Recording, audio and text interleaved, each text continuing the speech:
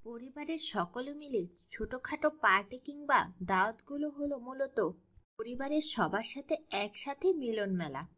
দেখা যায় অনেক সময় সময়ের অভাবে কিংবা কর্মব্যস্ততার কারণে পরিবারের সকলের সাথে একসাথে দেখা হয় না অনেক দিন ধরে। কিন্তু যখন পরিবারের সকলে মিলে একটা ছোটখাটো পার্টির আয়োজন করা হয়, তখন কিন্তু সবার সাথে একসাথে দেখা হয়ে যায়।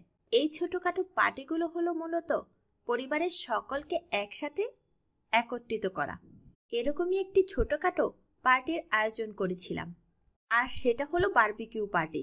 শীতকালে সবচেয়ে জমজমাট হলো বারবিকিউ পার্টি, যেখানে আমরা পরিবারের সবাই উপস্থিত হয়েছিলাম। আর আয়োজনে ছিল চিকেন বারবিকিউ আর ফিশ বারবিকিউ, সাথে ছিল গরম গরম পরোটা। এই বারবিকিউগুলো যে এত মজা হয়েছে কি বলবো।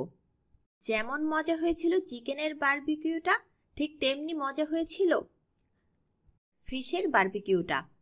তারপর এর সাথে ছিল স্পেশাল একটা সস। এই সসটার কারণে বারবিকিউটা খেতে আরো অনেক বেশি মজার হয়েছিল। আমাদের পরিবারের সকলেই মোটামুটি এই বারবিকিউতে অংশগ্রহণ করেছে। বহুদিন পর সবার সাথে একত্রিত হয়েছি এই বারবিকিউর উদ্দেশ্যে।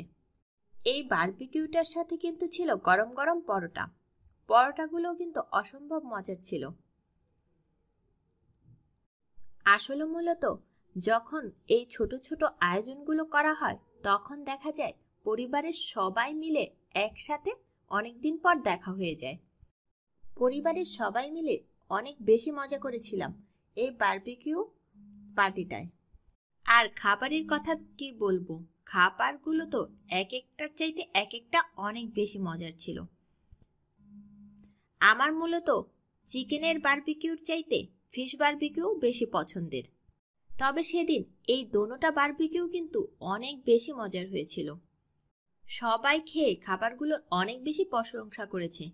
আর স্পেশালি সসটার কারণে এই বারবিকিউটা খেতে আরো বেশি মজা লেগেছিল।